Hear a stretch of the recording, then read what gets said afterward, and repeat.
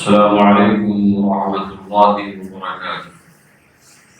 الحمد لله رب العالمين، والصلاة والسلام على سيد الأنبياء والمرسلين وعلى آله وأصحابه أجمعين، أما بعد.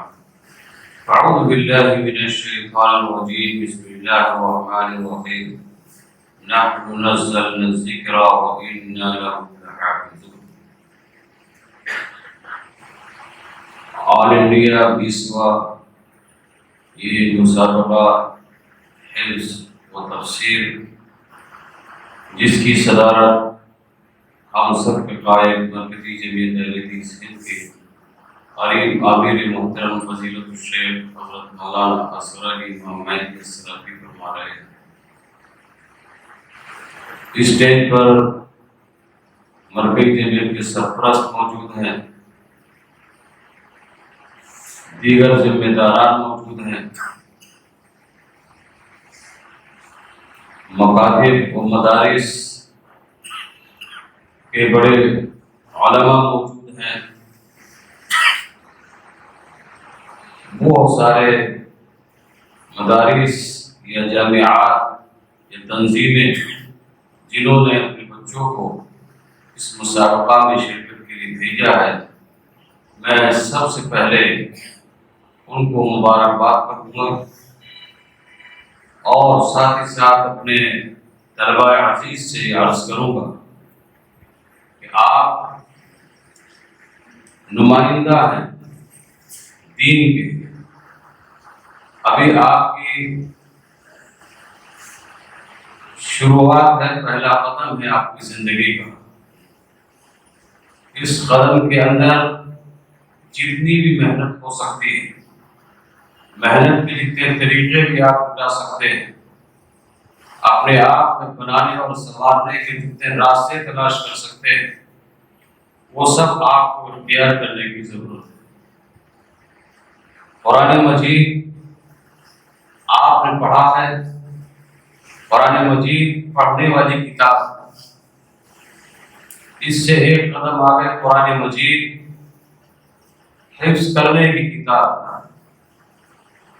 اس سے آگے چلیں گے قرآن مجید سمجھ کر پڑھنے کی کتاب.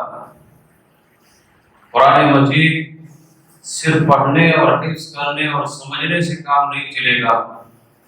دراصل عمل کی زندگی کے اندر اس کو داخل کرنا یہ مومن کی شان ہونا چاہیے. اس لیے قرآن نازل کیا گیا ہے. اور قرآن مجید صرف عملی زندگی میں نہیں بلکہ عملی زندگی سے آگے بڑھ کر ایک انسان کو اس کو کس انداز سے پیش کرنا ہے. جو لوگ گمراہ ہیں، جو لوگ دین سے ہٹے ہوئے ہیں، جو لوگ دین سے پھرے ہوئے ہیں، ان تک یہ دین کیسے پہنچے گا؟ دراصل اس لیے آپ کو سنوارا جا رہا، اس لیے آپ کو بنایا جا رہا، اور اس کے لیے آپ کو انبیاء کی زندگی اپنے سامنے رکھنا پڑے گی. خاص طور پر اللہ کے رسول صلی اللہ علیہ وسلم کی زندگی کو آئیڈیل ماننا پڑے گا. آپ کو قرآن دیا گیا، قرآن کا ایک ایسا معجزہ اللہ کے رسول نے دنیا کو دیا کہ آپ کا اٹھنا، آپ کا بیٹھنا، آپ کا سونا، آپ کا جاگنا، آپ کا کھانا، آپ کا پینا، آپ کے گھر کی زندگی، باہر کی زندگی، آپ کی عدالت کی زندگی، آپ کے قانون کی زندگی، آپ کے بحیثیت باپ کی زندگی، شوہر کی زندگی، بیٹے کی زندگی، ساری زندگیوں میں قرآن اترنے لگا. آج ہم قرآن کے قریب ہیں، لیکن معاف کیجیے گا قرآن پڑھتے ہیں لیکن سمجھتے نہیں. قرآن سمجھتے ہیں لیکن عمل کرتے نہیں.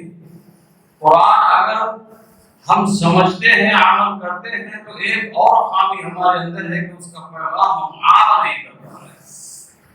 آج کے حالات میں دنیا کو بہت زیادہ امن کی ضرورت ہے، شانتی کی ضرورت ہے، پیار کی ضرورت ہے، محبت کی ضرورت ہے، اور قرآن اس کی بہترین مثال ہے.